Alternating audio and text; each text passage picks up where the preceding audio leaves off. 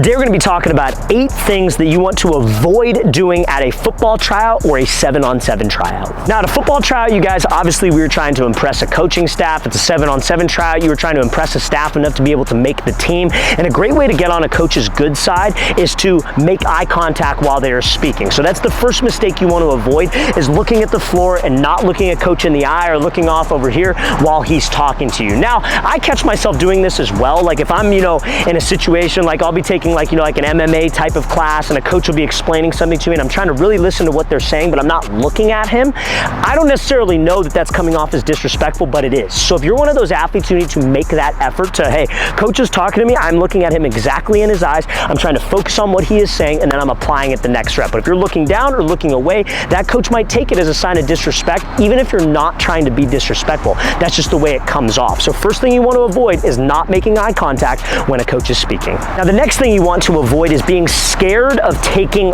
reps. So I think a lot of guys, what they'll do is like, position drills, they go super hard, routes versus air, they go super hard, but then when it's time to actually compete, like 1-on-1, 7-on-7, they kind of are worried, they're afraid to make a mistake, they're afraid to get embarrassed, so they kind of fall to the back of the line. Now that's the worst thing that you could do, you guys. Every single rep, or every single time there's a chance to take a rep or take a rep from somebody, you should take it. The more reps that you get at a 7-on-7 tryout, a football tryout, the more opportunities the coach is going to see you. If you screw up, you screw up. But let's say you do something really good, and that's enough to catch his eye, and that's maybe enough for him to want you on the team or see some type of potential in you. So guys, take as many reps as possible. Don't be afraid of making a mistake and falling to the back of the line. Now, something you can do this offseason, fellas, to prepare for the upcoming football season or a tryout is putting on healthy muscle mass so you can absorb hits and actually look the part and pass the eye test of a football player. And a great thing that you guys can do is consuming a diet high in protein. Me and my brother own a company called AG Labs, and we developed a line of supplements specifically for athletes to help with weight gain and to help with performance on the field. So if you guys would like one of our best tasting protein powder flavors, this is our cookies and cream flavor. We also have chocolate peanut butter brownie,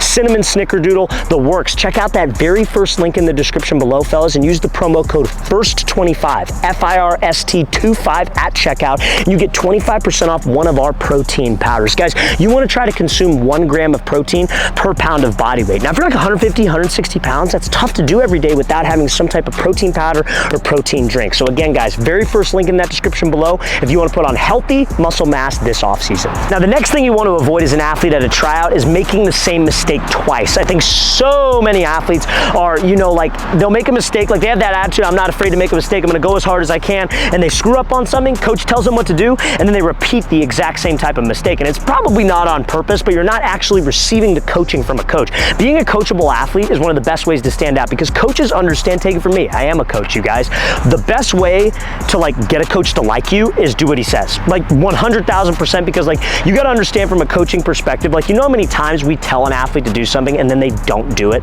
But when you tell an athlete to do something and then they do it and they fix the problem, that's literally the best feeling as a coach. So if you can do that consistently, make mistakes, but don't make the same mistake twice. That's the best way to get on a coach's good side and for him to see something in you. Now, the next mistake you want to avoid is not asking questions, you guys. I think so many athletes are kind of afraid, oh, I don't want to bother the coach, oh, I don't want to do this. Guys, that's what they are there for. And if you're asking questions, that shows that you actually care about what you were doing. Let's say you're a receiver and you're running a specific route, but maybe you're a little hesitant on how to do a certain break or how to do a certain move. Ask the receiver coach, because he wants to give you the knowledge, but he's only going to want to give the knowledge to people who want to receive the knowledge.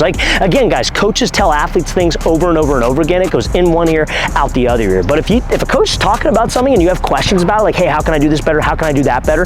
That shows to him that you care, and that's an easy way to get on his good side so you could potentially make the team or them see something in you to give you an opportunity to make that team. Now, the next mistake athletes will make is not speaking to coaches after the fact. So let's say you're at a 7-on-7 tryout or just generally a football tryout and you perform at the tryout. Maybe you talked to the coach a little bit, maybe you did some good things, maybe you did some bad things. After the tryout, guys, you need to go up to that coach and ask him questions about where you can improve as an athlete. Hey coach, really appreciate the time today, I really enjoyed the tryout. Are there some things that you saw in me maybe I can improve on or get better on for this upcoming season? Because what that shows him is that you care and that you're willing to put in the work to actually improve your skills. And you never know, you might be the only one that goes up to him and asks him that. That might stick with his head, and when it's time to actually decide who's on the team, who are we making the decision to go with, he might think, well, that kid wants to get better, he genuinely wants to put in the work, so maybe we should give him an opportunity. So after the practice, after the tryout, make sure you go up to the coach and speak with him. Now, the next mistake at a tryout, you guys, and this is, this is for a high school tryout, maybe just a general football tryout, not so much a 7-on-7 7 tryout,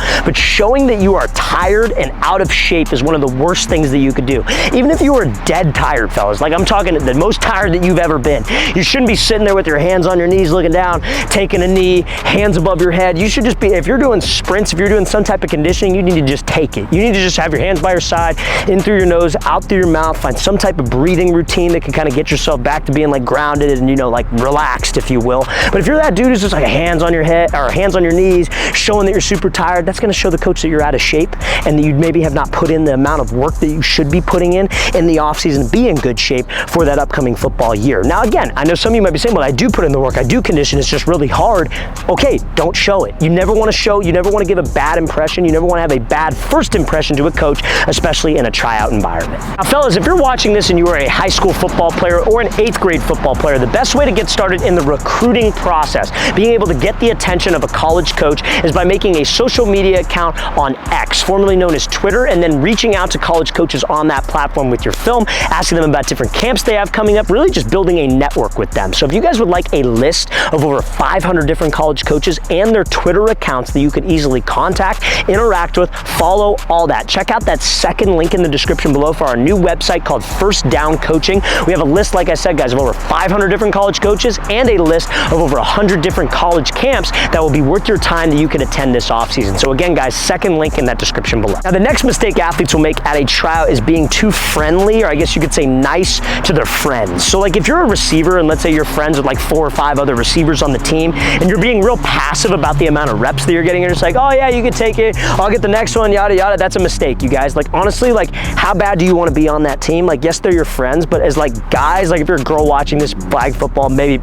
probably honestly the same if you guys are playing sports, but like guys tend to get over things fairly quickly. So if you're being like kind of rude at a tryout, like no, I'm taking my reps, these are my reps, like dude, he's gonna get over it. We're guys, we're gonna be fine. Like it's not the end of the world. When you're on the football field, it's business. If you want to play, if you want to make the team, you need to take as many reps as possible. So don't be passive. Don't let your friends take reps just because they're friends. It's not a time to be friendly when you're at a tryout. You need to look after yourself.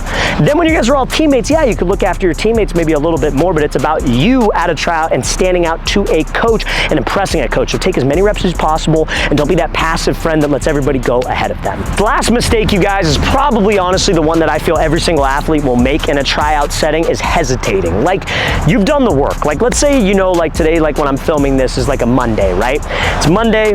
Let's say you have a tryout coming up on Wednesday. Like there's probably nothing you're going to do in these next 2 days that are going to make a massive change to your game. Like don't get me wrong, like you still want to work out, you still want to train, but like that's like for the long term, right? That's for you getting better in like a month, not necessarily in 2 days. You're not going to cram everything in 2 days and be some amazing player. You've done the work. Trust the work, trust your ability, and play fast, you guys. You shouldn't be on the field like hesitating to make a play. Let's say you're a linebacker, like you see somebody run with the ball, like go frickin' make a play. Like don't be that dude that kind of like hesitates and waits and thinking about his form, because again, guys, that means you're playing slow. You're thinking too much. Don't think, or I should say don't overthink. You have to think, but don't overthink, and just play fast and go execute your job. And trust me, that's better off than you playing slow, because at least if you're gonna make a mistake, you're making that mistake fast and all out.